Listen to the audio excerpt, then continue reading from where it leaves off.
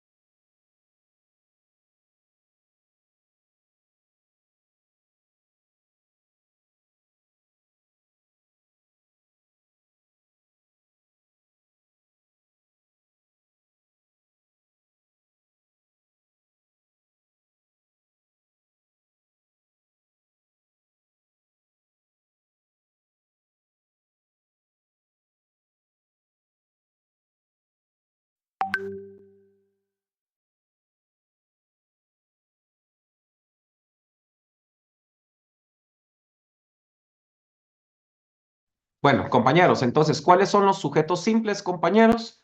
El sujeto procesal, compañeros, integrados por una persona. Así de sencillo. Cuando las partes solo hay una persona contra una persona, ¿sí? O sujeto de derecho. Entonces, los simples, compañeros, son los jueces, fiscales, auxiliares fiscales, ¿sí? Esos son los sujetos simples. Los sujetos simples son los jueces, fiscales, esos son los sujetos simples, los que usted va a ver siempre en una audiencia. ¿Alguna duda?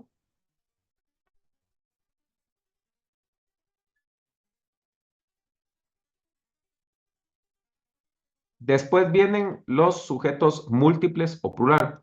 Estos sujetos procesales, compañeros, ya sean activos o pasivos. ¿Quiénes son los activos? Los que ejercen la acción en contra de la otra persona, ¿sí? Y los pasivos son los que reciben la demanda, por decirlo así, ¿ya? Y aquí entra en litisconsorcio, aquí entra el litisconsorcio. Por ejemplo, una parte puede tener 10 personas y están demandando a una persona, ¿sí me entienden? Eso se llama litisconsorcio. Hay dos partes y esas partes pueden ser 10 personas contra una, pero igual las dos son partes procesales, ¿sí me entienden? Ejemplo, en materia mercantil, cuando hay varios acreedores y varios deudores. Ahí hay un litisconsorcio pasivo y activo. ¿Por qué? Porque tanto los que demandan como los que están, los demandados, son varias personas. Entonces es litisconsorcio activo-pasivo. Ahora bien, si los que demandan son 10 personas y en contra quien esas personas están demandando a una persona, se llama litisconsorcio activo. ¿Me entienden o no? Seguros, porque le voy a preguntar después. Y si fuera una persona que demandó a 10 personas, ¿sí? Una persona que demandó a 10 personas se llama litis consorcio pasivo. ¿Por qué? Porque el sujeto activo es una persona y los pasivos son varias personas. Es una parte, pero son 10 personas que demandó. Se llama litis consorcio pasivo. Los principales, estamos viendo sujetos procesales. Ahora vamos con los principales. Los sujetos procesales que se desempeñan en el proceso, ¿sí? Su participación es personal e independiente a la litis. Por ejemplo, el demandado o el demandante en materia civil, en materia penal, el acusado y la víctima. Aquí son cuando solo hay uno y uno. Y esos son los principales. Sencillo. ¿Quiénes son los principales? Cuando una persona demanda a la otra y no hay más de dos partes, es sujetos principales. Dependiendo en cada materia se llama diferente. Por ejemplo, en materia civil, demandado o demandante. En materia laboral, la parte actora y la parte demandante. El demandado, ¿sí? En materia penal está el acusado y la víctima. Entonces, dependiendo de cómo se llama en cada área, pues el que ejerce la acción, pues el que demanda, el demandante. Al que lo están demandando, demandado. ¿Sí? En materia penal, el acusado o el síndico, o la víctima o el denunciante. Los principales, uno contra uno. ¿Estamos, compañeros? ¿Tienen alguna duda? ¿Quieren que me detengan algo que no hayan entendido?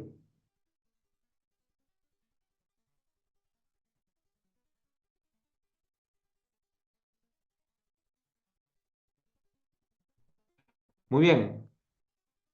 Walter Flores, por favor, carnet 2022. Sí, licenciado, pregúnteme. Bueno, cuénteme, ¿qué pasa si eh, en una clase 5 estudiantes demandan al licenciado? ¿Qué clase de litisconsorcio sería? 5 estudiantes demandan al licenciado. Ujú. Sería el litis consorcio activo. Muy bien, gracias. Ahí vamos. Los accesorios, compañeros, porque estamos hablando de sujetos procesales, ¿sí? Estos accesorios son sujetos que ayudan, no son los principales. Esos ayudan, coadyuvan con alguna prueba, ¿sí? Un querellante, o sea, por ejemplo, el que se encarga de la investigación y el ente que persigue penalmente a las personas es el Ministerio Público. Entonces usted viene y quiere colaborar con la investigación del Ministerio Público, usted se adhiere, ¿sí? Se adhiere para ayudar al Ministerio Público en la investigación. A eso se le llama sujetos procesales accesorios. Las personas que ayudan o coadyuvan a una investigación o que no son las partes principales, sino accesorios, son los que apoyan a los que ayudan, como un querellante adhesivo. ¿Por qué? Porque en materia penal el único que puede perseguir penalmente es el Ministerio Público. Usted se adhiere como querellante adhesivo. ¿Sí? ¿Alguna duda, compañeros?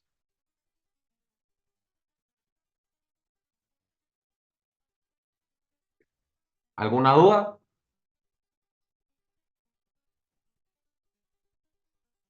¿Alguna duda? ¿Algo que quieran que repita? ¿O todo está bien, compañeros? Licenciado, perdone, ¿los accesorios son más en materia penal o también se rigen a todas las materias, a todas las ramas del derecho? Sí, puede haber en otras materias. Puede haber en otras materias. Por ejemplo, una tía que la quiera ayudar o que la acompañe a un caso, ¿verdad? Puede ser alguien que coadyuve. Pero normalmente donde se utiliza legalmente es un querellante adhesivo. O sea, legalmente es en materia penal. Sin embargo, en la práctica, ¿cuántas personas no ayudan ahí a otra persona? Un ejemplo, ¿verdad? Le voy a dar un ejemplo en casos de familia. ¿sí? En casos de familia, a mí me tocó que la jueza aceptó a un sujeto accesorio que era la vecina de la persona que estaba demandando a mi cliente. Como la vecina era bien chismosa, entonces la vecina contaba y relataba, no era como testigo, sino como alguien que estaba ayudando en la investigación, porque era bien chismosa, ¿ya? Entonces la jueza la aceptó como sujeto accesorio, ¿sí me entienden? Por Sí, chismosa, licenciado, pues la gracias. aceptó porque así ella contaba todo y todo y todo, ¿me entienden? Puede ser no es un testigo, sino ayuda, es muy diferente, ¿ok? Dígame, Iván. Entonces, los testigos no entran No, dentro de esa clasificación. Ahorita va a ver quiénes son los testigos, ¿ok? Ah, Aquí ok. es alguien que ayuda a la investigación, ¿sí? Un testigo solo le pregunta qué vio, lo vio o no, ¿ya? No que la vecina le decía, su amiga le decía, conseguiste esto, lo conseguía. Anda a hablarle al otro vecino para que te consiga la cámara y lo hacía, ¿sí me entienden? No actuaba como testigo, sino como que ayudaba a la señora a que le sacara dinero a mi cliente, ¿me entienden? Es un sujeto accesorio. Es muy diferente a ser testigo, pero buena pregunta. Y los originales, compañeros, son los sujetos procesales que desde un inicio, que están desde el inicio hasta el fin, ¿sí? Esos son los sujetos originales. Si usted empieza un proceso y lo termina, usted es el original. ¿Por qué pasa esto? Porque le voy a dar un ejemplo en casos de deudores. A veces los bancos venden la deuda. Por ejemplo, inicia un banco y la demandó. Después el banco le hereda la deuda o le hereda el proceso a una casa de cobros. Entonces, la casa de cobros ya no es el sujeto original porque quien inició fue el banco. ¿Me entendieron, compañeros? Esos son los sujetos originales. Los que inician desde el principio hasta el fin. ¿Alguna duda?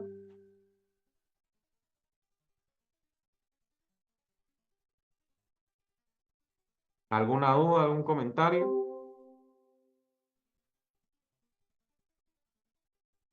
Muy bien. Perdón, licenciado. Entonces, los sujetos pueden ser principales y originales al mismo tiempo.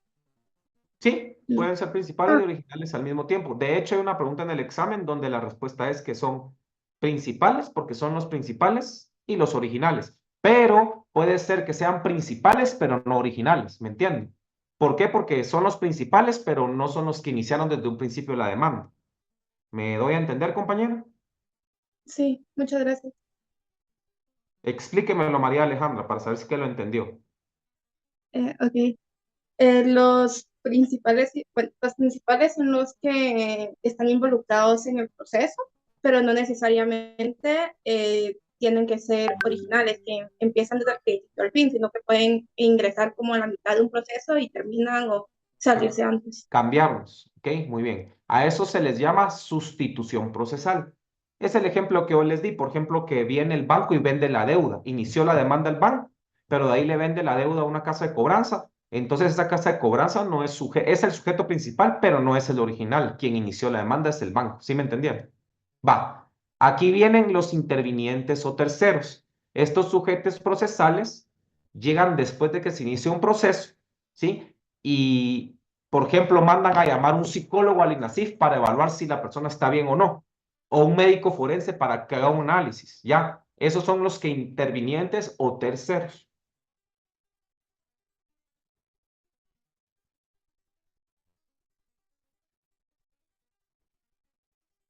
Más que todo las personas técnicas, por ejemplo, un psicólogo para determinar el estado de salud de una persona, un médico forense, ¿sí?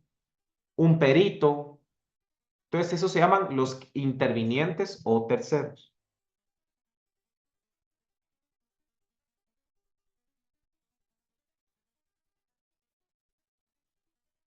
¿Alguna duda, compañeros?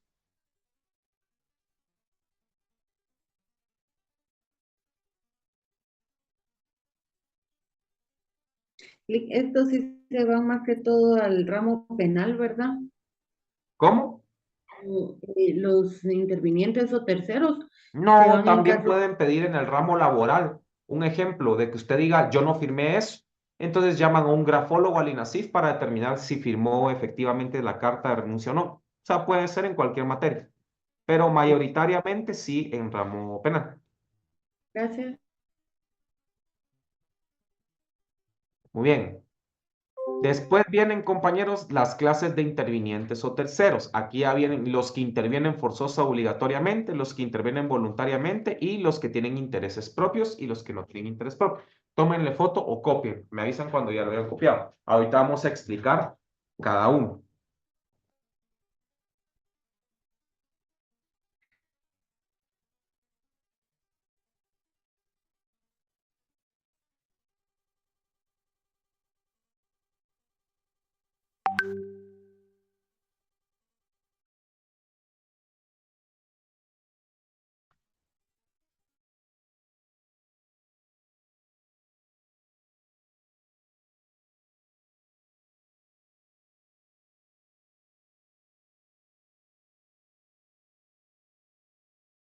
Muy bien, ¿ya puedo cambiar, compañeros? Muy bien, gracias. Los que intervienen forzosa o obligatoriamente, compañeros, son los que están obligados a intervenir en un proceso. Aunque usted no quiera, lo llaman a intervenir forzadamente, aunque usted no quiera. ¿Qué clases o cuáles son, compañeros? Puede ser un testigo, ¿sí? Un testigo. Es que yo no quiero meterme en ese problema, pero si el juez le ordena, usted tiene que ir, ¿ok? Si no, lo van a conducir por la fuerza pública.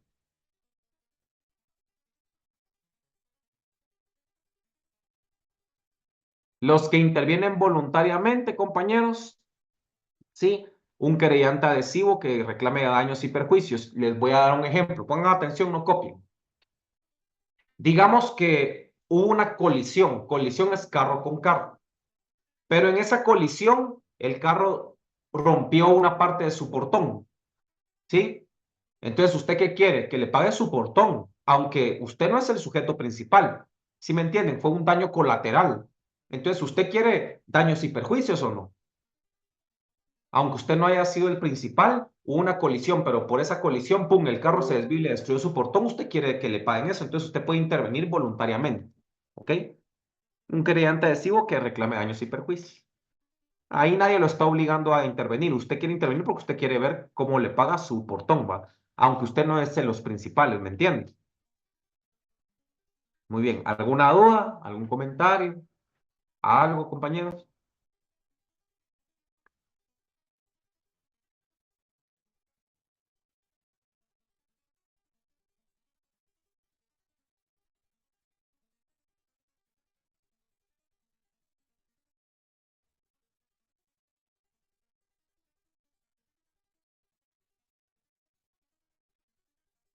Siguiente, compañeros.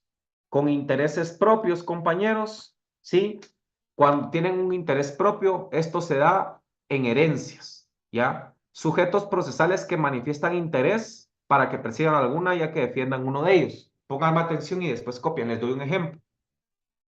Yo tuve un cliente que le gané la indemnización y prestaciones, pero se murió, ¿ya? Después apareció la amante, apareció otra mujer que tenía hijos, apareció la esposa oficial, apareció la mamá y todos quieren las prestaciones. Entonces se inicia un incidente post-mortem, ¿ya?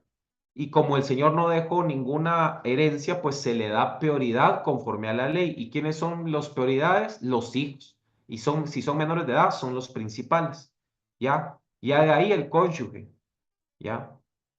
Los que van en primera línea son los principales, papás, mamás o hijos, esos son la primera línea. Ya después hermanos, ¿sí? También van los cónyuges, esposa. Entonces, por ejemplo, una junta de herederos.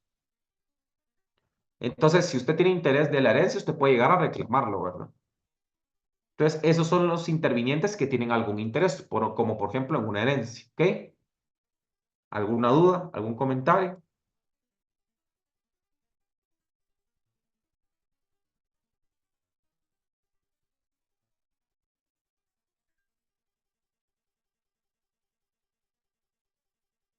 Lick, y así como cuando el hombre tuvo varios hijos con diferentes mujeres, solo los hijos pueden reclamar, ¿verdad?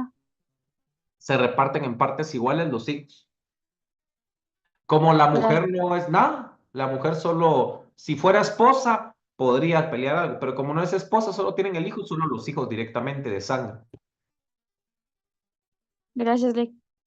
Bueno, y existen los que no tienen interés, ¿sí? ¿Por qué? Porque hay instituciones que tienen que, no ganan nada con ganar o perder, pero tienen que estar ahí, ¿sí? Esos son como, por ejemplo, el Ministerio Público, la Procuraduría General de la Nación, el Instituto de la Víctima, ¿sí me entienden? Ellos no tienen ningún interés. Si ganan o pierden, no ganan nada, pero tienen que estar en los juicios apoyando a las víctimas. Por ejemplo, el Instituto de la víctima, ¿sí? La Procuraduría General de la Nación, la PGN, intereses del Estado, menores de edad, o el Ministerio Público en casos de persecución penal. O sea, ellos no tienen algún interés en ganar o perder, simplemente su función, ¿me entienden? Sencillo. ¿Hay alguna duda? ¿Alguna duda? ¿Algún comentario? ¿Algo que quieran que repita?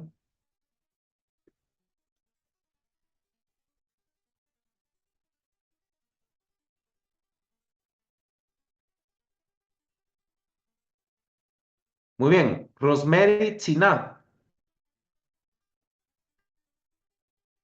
Rosemary China. Rosemary China.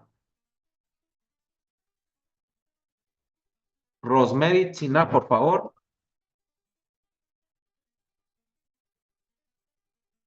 Rosemary China. Si no está en la clase, la última clase, sí le voy a descontar 2 puntos. Muy bien. Vamos a retirarla de la clase, no contesta, no dice nada. Entonces se le va a retirar. Rosemary China pierde 2 puntos. Muy bien. Vamos con Catherine Gómez, por favor. Sí, licenciado. Gracias. Dígame quiénes son los sujetos sin intereses propios. Deme ejemplos y quiénes son. Como estaba mencionando, el MP, la Procuraduría General de la Nación y el Instituto de la Defensa de la Víctima.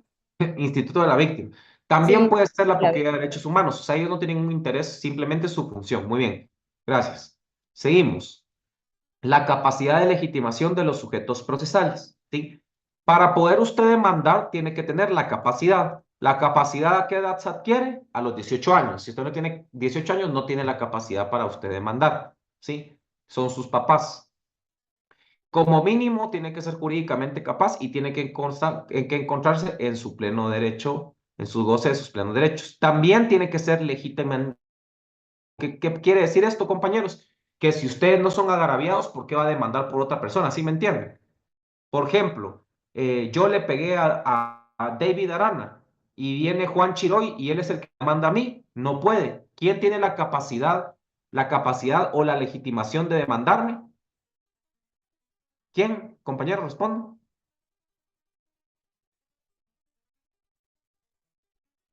Repito, si yo le Aunque pegué usted a David Arana y Juan Chiroy me está demandando, no puede. ¿Por qué? Porque ¿quién es el que tiene la legitimidad para demandarme? David Arana. Exactamente. Juan Chiroy no, porque no tiene nada que ver, a él no le pegué ni nada, ¿ok? Y la capacidad procesal es la aptitud jurídica para ser titular de derechos, cargas y obligaciones. ¿Quiénes no tienen capacidad procesal? Por ejemplo, compañeros, los que no tienen capacidad procesal, ¿sí? Son las personas que están declarados en estado de interdicción, o los que están locos, tienen algún problema mental, ¿ok? Entonces esos no tienen capacidad procesal, aunque tengan la mayoría de edad. Dígame, compañera Ana Delvi Duarte, la escucho. Graciela, pero ¿se recuerda que en la primera unidad vimos los mandatos? En este caso no aplica el uso de mandato para poder demandar. Lo que pasa que no tiene si no tiene la capacidad, ¿cómo va a tener la capacidad de designar a alguien? ¿Me entiendes? Lo pueden estar estafando. Solo con orden de juez, ¿ok? Graciela. Muy bien. Y todo esto está regulado en el artículo 8 del Código Civil. O sea, la capacidad, la mayoría de edad.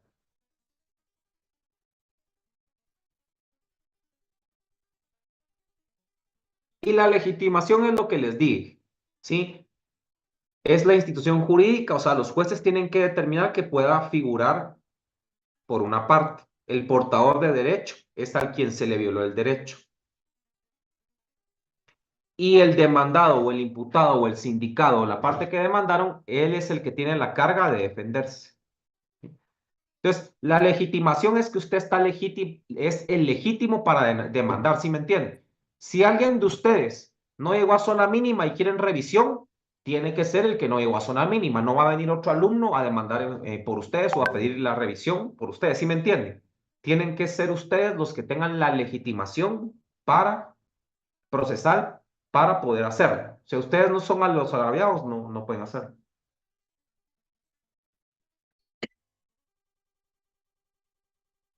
¿Alguna duda? Muy bien.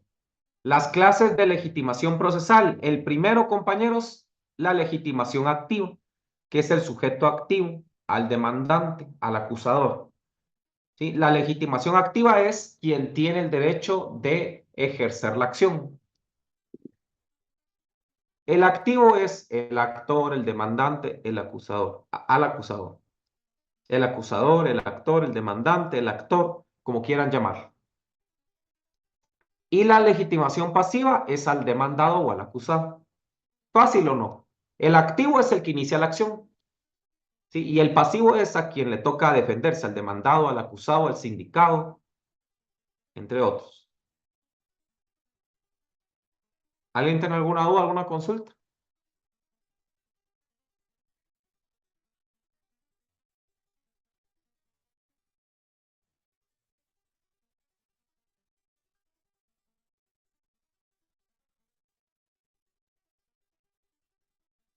Muy bien. Después viene el litis consorcio. El litis consorcio es el hecho procesal donde hay varios sujetos de derecho quienes reclaman sus pretensiones, ya sea activa o pasivamente. Entonces, el litis consorcio es cuando existen varios sujetos de derecho. ¿Se acuerdan? Eso ya se los enseñé. Litis consorcio es cuando existen varios sujetos de derecho. Uno más ya es litis consorcio. ¿Sí? Y cuando existe el litis consorcio, el juez puede, compañeros, ¿sí?, solicitar que nombren un representante en común para que no todos estén yendo. ¿Sí me entienden?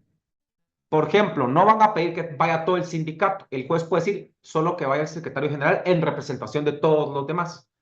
O cuando hay 10 personas, el juez puede venir y nombren a un representante para que los 10 no estén viniendo. ¿Me entienden?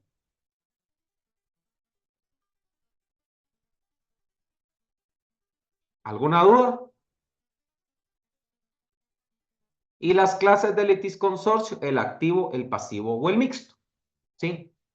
El activo es cuando varios sujetos demandan. El pasivo es cuando una persona demanda a varios. Y el mixto es litis consorcio mixto, que es el activo y el pasivo. También se los voy a poner correctos si me dicen litis consorcio activo y pasivo, aunque su nombre correcto es mixto, es cuando en las dos partes hay varias personas.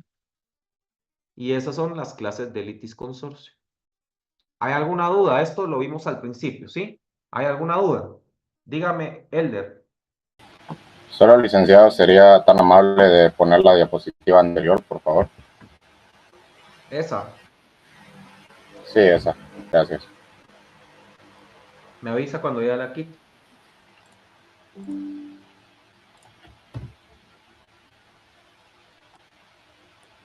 Ya puede continuar, licenciado. Gracias.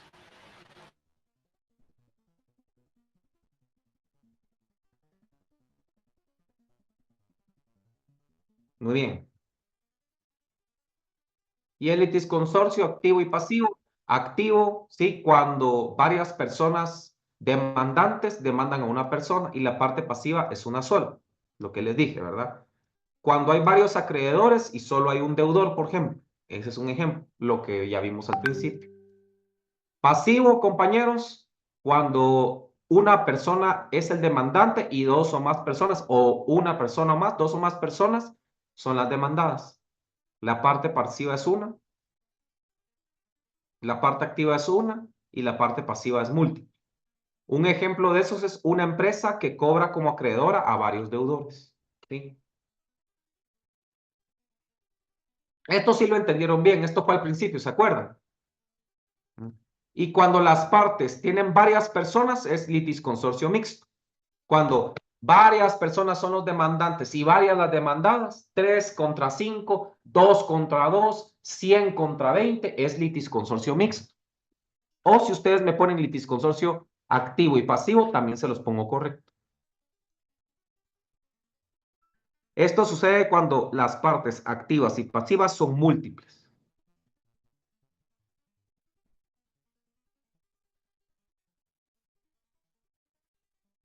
¿Tienen alguna duda, algún comentario? Esto lo vimos al principio de la clase. ¿Alguna duda, algún comentario? Por favor, pregunten, que es la última clase. ¿No? Y lo último es la sustitución procesal. ¿Sí? Cuando, compañeros, el juez o los sujetos procesales, por razones involuntarias, no pueden seguir con el proceso. ¿Sí? Y pueden ser sustituidas por otro juez o por otro sujeto procesal. Entonces, hay un juez que está conociendo el caso y se murió, les ponen otro juez, eso se llama sustitución procesal. O hay una parte, por ejemplo, el banco inició la demanda y se lo vende a una casa de cobranza, se llama sustitución procesal. Fácil. Cuando hay una sustitución en alguien de los sujetos del proceso, puede ser que sustituyan al juez, sustituyen alguna de las partes, se llama sustitución procesal. Y con eso damos por finalizado todo el contenido, compañeros. ¿Alguien tiene alguna duda o algún comentario? ¿Alguna duda o algún comentario? Muy bien, compañeros.